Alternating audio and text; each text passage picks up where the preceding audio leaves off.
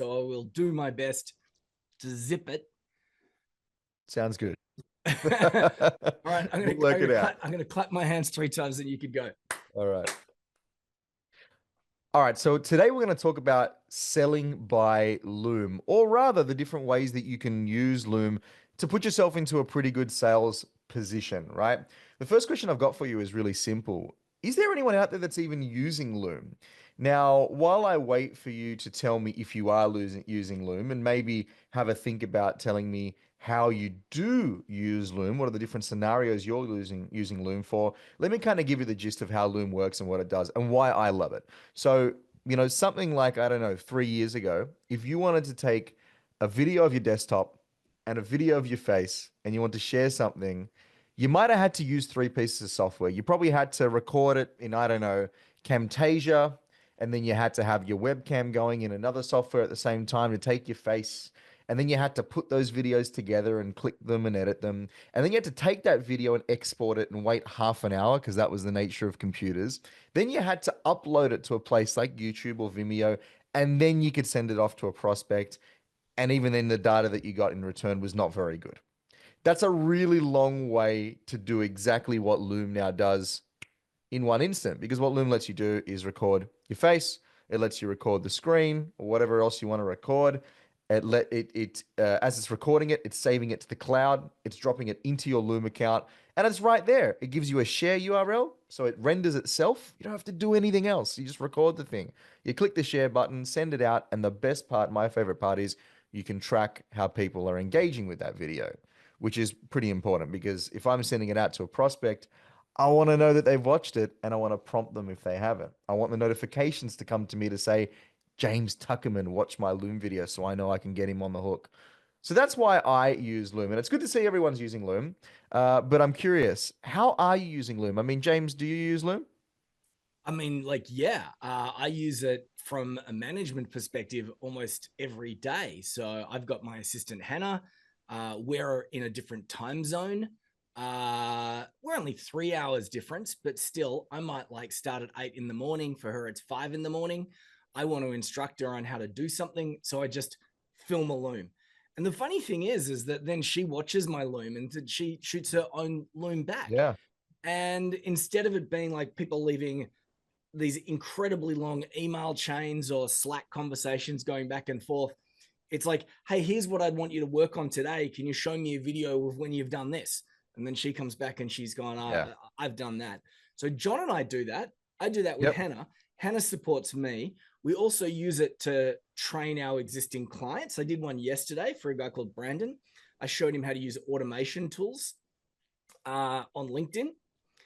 But I also know, and this is where I have very few skills, I also know that it can be done exactly for what John's writing right now, for sales and prospecting, which is John's wheelhouse. Yeah. Yeah, absolutely. And that is predominantly what I tend to use it for. But I do also use it to manage team. For instance, Paul works directly with me on the Go High level stuff. And I work with Paul and again, different time zones. So we're shooting each other looms and it's just an easy way to collaborate. I also use it to train clients. I also use it for sales prospecting. Mark says he uses it for async comms. So, you got people in different time zones and you can't always have the conversation on the spots, managing team. He uses it to send information to clients. Both him and Dean also mentioned something really cool. There's another feature I totally forgot about, James, and that is it gives you transcripts. So if you've filmed something, let's say an instructional video for a team. Like yesterday, you filmed something for one of our clients, Brandon, right? One of our private clients in the Scale Circle. And you know what you can do, James, if you want? You can take that transcript, pump it into ChatGPT, and get some instructionals written up. Suddenly now you've got a playbook that you can use for that specific task. And that means you can give it to someone else or put it on the blog or put it in the work area. So it's a really, really awesome tool. Here's the kicker. For anyone who's not using it, how much do you think a tool like that might cost? I wonder if I get an answer. I tell you what, I'll start with this number and I'll add, Mark said it. I was going to go like this and then I was going to go like this. And then I And was going then to yeah, say, go put a oops, line through too it. many zeros and then go like Yeah. this. Yeah, this kind of thing's $10 a month.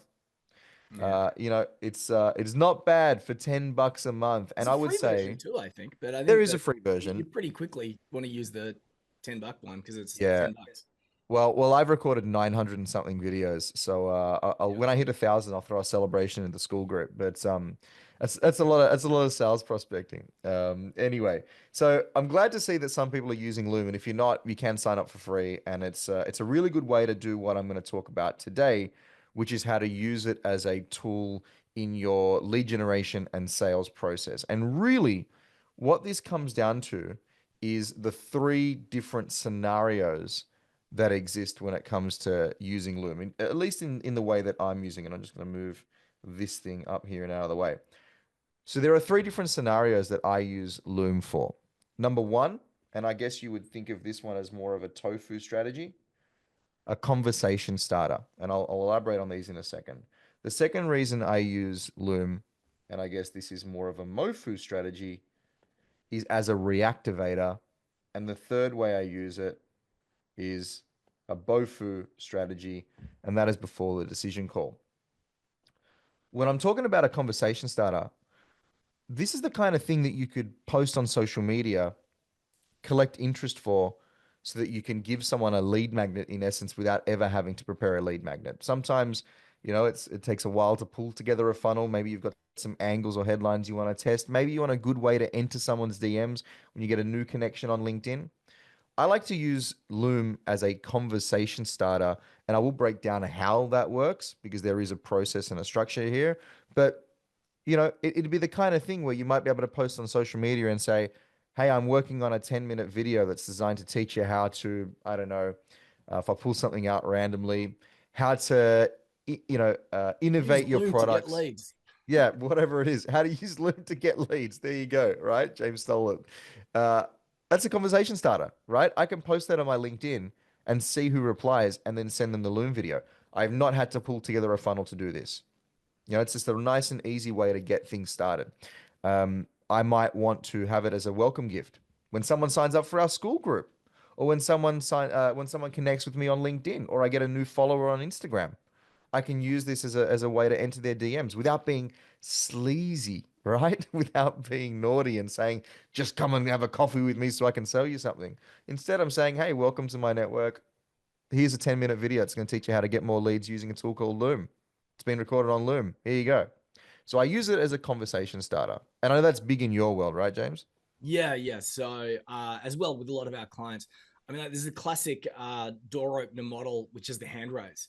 And you post on social media, hey, I'm thinking of creating this thing, or I've just created this thing, which helps target audience get outcome. Who would be interested in that? And then people say, Yeah. yeah, I'd love to see it.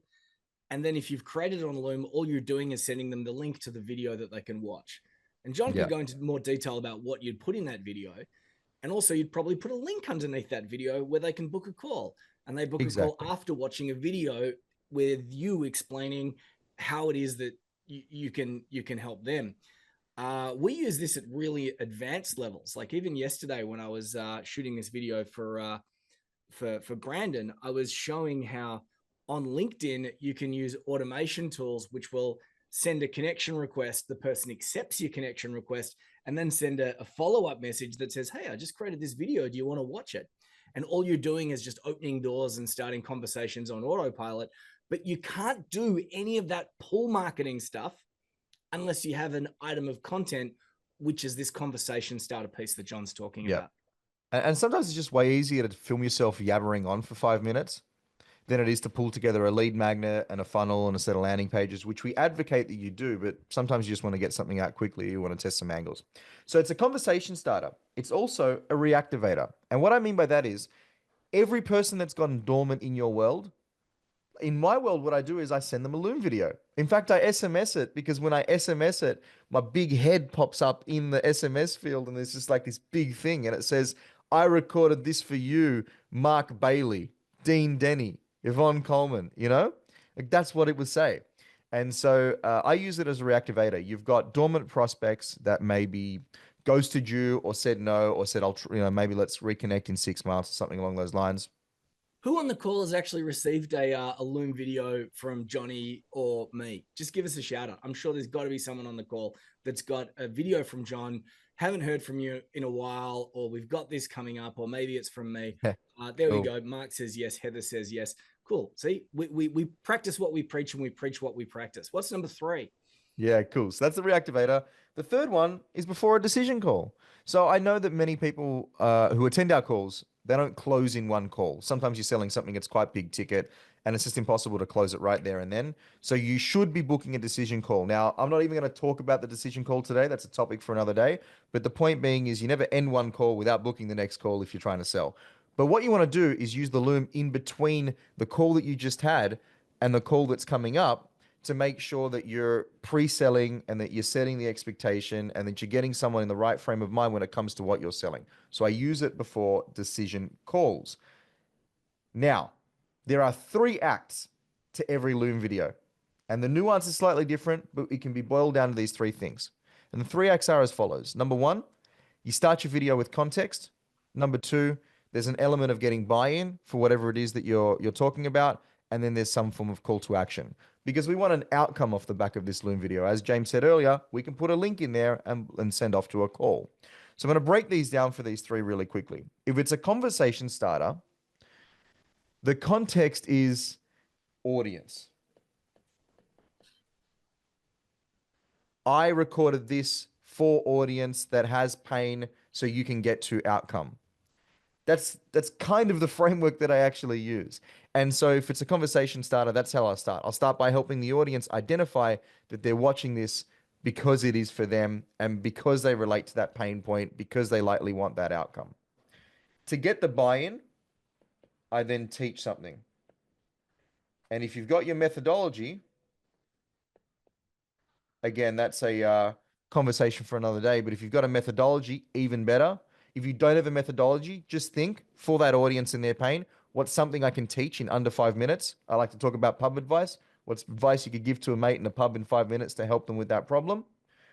Which is then only going to give them more reason to take up your call to action, which would be for some sort of AWP, which stands for appointment with purpose.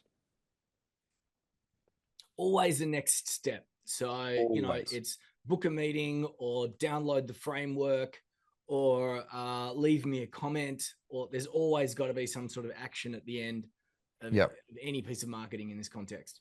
Yep, absolutely. So as a conversation starter, this works well. It gets people interested, but ultimately we want the conversation to actually happen. So don't forget that call to action. Don't just produce the content for nothing. And if the appointment topic can relate to what you taught, and again, that relates to the audience, you'll get bookings. And this is a really low impact way in terms of your time input to go and collect leads. So I'm going to unpack this, and then are you going to do this you're going to run through each one, and then could we go deeper into one of them maybe? We can, yeah, if we've got enough time. So we're going to start All right, the cool. next call in 11 minutes. But All right. and we'll definitely will be going deep on this in the next call. But I'll Excellent. run through the next 2 and we'll see how we go. So the next one's the reactivator. And as we said, this is just as a reminder, dormant prospects. Ghosters, we'll talk next monthers, maybe people you used to work with, hey, ex-clients, they can be listed in this group as well. And in here, the context is a little bit different. If you've ever heard us talk about the 9-word email, it's actually quite similar to that. And that is the, do you still need help with? And that's a good reason. Again, someone on the call executed on this strategy via email last week. Who was that? Yeah. Give us a shout out. It's a strategy that was put together by a guy called Dean Jackson. Do you still need help with outcome? That's how Johnny's starting his Reactivator campaign. Yeah. If I was to really script it, I would start it by saying, hey, James, so the last time we spoke, you had a problem getting new leads and getting people to buy your offer. I'm recording you this video because I'm trying to understand whether or not you still need help with collecting more leads and getting buy-in at the pointy end of the deal. Why? And then I get into my buy-in bit here. And the buy-in bit here is whatever it is that I'm selling. And ideally, it's your high no-brainer. See, here we're going straight to the idea of plugging the product, plugging what we're now doing. So I'm running an initiative this month to help you A, B, C, D, or E, whatever it's going to be. So you've got your high no-brainer, your product, whatever you want to call it. Again, methodology. If you've got one, this is where the methodology should appear. And then the call to action is to book some form of decision call or, appointment with purpose again. So once again, here we're looking to book an appointment. But here it's about reactivating the people that were in your world for a reason. They had some form of pain. They probably still have that pain. And this is something that, by the way, I do once every 3 months. I get a big fat list of people that said no, a big fat list of people that goes to me, a big fat list of ex-clients, and every 3 months I send them a Loom. And I'm going to Now, say you probably do it more frequently than that, John. I would actually say that, and then there's like, might be a week where there's not much going on. And well, you yeah, just go, oh my exactly, God. exactly, and then I'll suddenly do it again, But Yeah. and in our Unstuck in a Way call, so for everyone who's going to be able to stick around for that, I will talk about how I structure these a little bit further, which I think is really going to help, and then also how I send them out and get them in front of people. But yeah, this is what we do for dormant prospects. And then we got the people who are in a decision call with us. For some people, this is where you're presenting your proposal or whatever it's going to be.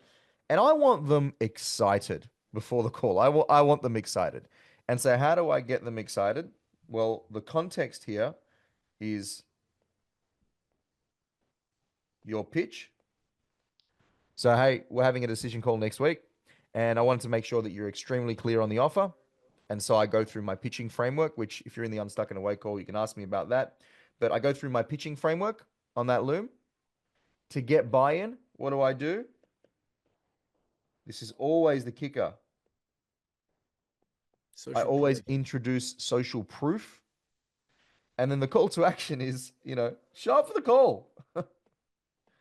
I'll see you there. I'm super excited. That's pretty much the call to action because the call's already booked in. With your pitch, are you doing the 3 POs at that particular step for this I am. particular video? Yeah, absolutely. I am. So for anyone who doesn't know what the 3 POs are, if you've got something that you want to sell, and this is what we would call your preferred, it is way easier when you've got an anchor product, which is your premium, so that the way this number in the middle feels really easy to digest. And you've also got I'm going to do a small dollar sign here. You got what's called a patsy, which is usually somewhere around 30% cheaper than this, so that you can get easy buy-in on this. And I am actually doing that as part of the pitch here. I'm usually framing who it's for. So there's a process and structure to that, and maybe that's another group call coming up at some point. But I've got my pitching framework, and then I use my 3-part offers, the 3 POs, and then I introduce social proof because I've made a recommendation, and I think your results could be like social proof. All right, I'll see you on the call. Don't forget to show up. I'll be there. Awesome. And what I observe there is that, go to the next slide, but what I observe there are three scenarios there. So we've got ToFu, MoFu, BoFu scenarios, but within each of those scenarios, there's typically a 3-step process. So if it's the first one where it's a door opener, we're saying here's how to get this outcome in 3 steps. If it's the second one, it's here's this program that we've got coming up, and this is the 3 things that we're going to cover. If it's the pitch, it's like, well, it was great to catch up with you the other day. I look forward to, having our decision call. Here are the 3 options for you, and then a couple testimonials for social proof. Yep. But it's always like, here are 3 things. Here are 3 things. Here are 3 things. Yep. Yeah, absolutely. Now, I just want to finish today's session with a couple of pro tips and hacks, because if you're ever going to use a new tool, you probably want to know some of these. So the first thing that I want to introduce you to is the fact that it has a really powerful editor and stitcher. So stitcher, what that means is putting one video with another video. So let's say you had to record 20 of these. Guess what? There's a really easy way to do it, and there's a really hard way to do it. What do you reckon is the hard way to do that, James? Oh man, the hard way would be, I could just imagine this, right? You've got your list of 10 people that you want to reactivate Yeah. because you've got this new thing coming up you want to introduce them to. The hard way would be, I would shoot 10 individual bespoke videos where every single one of those videos I have to remember Yeah. what I said last time and run through those 3 things in every one of those videos. Yeah. Yeah. That's a nightmare. I don't do that. So, magician revealing his tricks, I definitely do not do that because it's not good for my time. Or And imagine and like a hand raise post, like yeah, imagine oh if you my wanted to do God, an individual one for the it'd be a 50 people that responded to that. it'd be a nightmare, right? So what I do is I actually use the editing and stitching parts of the platform, which you have to get on the paid platform. But again, it's like 10 or $15 a month. It's not very expensive. And so what I'll do is I'll shoot the main video. And the main video will start from, let's say the context bits. So it's not going to start with anyone's name. It'll start with me sharing my screen and I'll jump right into it. I might even lead by saying, all right, let's get going here. So that's where that video starts. Because then what I do is I record 10 videos where I'm not sharing my screen, where I'm saying, for instance, hey, Heather, let me just share my screen. Give me 1 second. That's the end of that video. And then I can use the tool to stitch it together. And so the other thing that happens here is, and this is really important, I only send one copy once. And the reason for that is I edit the title to say their name. So this is why Johnny's got 900 videos, because if once every 3 months he's sending out videos to 20, 30 people, each one's Yeah. going to get their own unique video with the title that includes their name. It begins by saying, hi, Heather, or hi, Dean, or whatever. Yep. And they get their own video, which 30 a month would be 300 a year. 30 a month would be 300 a year. 33 to 4 times a year is obviously 120. Yeah, yeah, exactly right. So I only send one copy once. It's got their title and so the title is their name. It'll say for James Tuckerman as a really good example. And that way, if I'm SMSing it, that's what they see. Email, the moment they open it, that's what they see. Social media, they get the preview, that's what they see. And the other reason I do that is really for the data. And that is because what I want to know is that specific person opened it and watched it. Now, Loom is pretty good. If you've sent it to someone who has a Loom account, easy peasy, right? It'll tell you who watched it and how far they watched it by name. But not everyone has a Loom account. So you'll see these anonymous views. Now, if you've got one big video with 17 anonymous views, you don't actually know who's watched it. So what I do is I duplicate it and I send out the version that's for James Tuckerman. And even if James doesn't have a Loom account, it'll just say anonymous viewer 100% viewed. Great. I'm happy. I know exactly who that is. On the flip side, if it hasn't been watched, I can go back and follow up with that person. So I use the editing and stitching tool. I only send one copy once. And then the other thing is, people always ask me, how do you distribute it?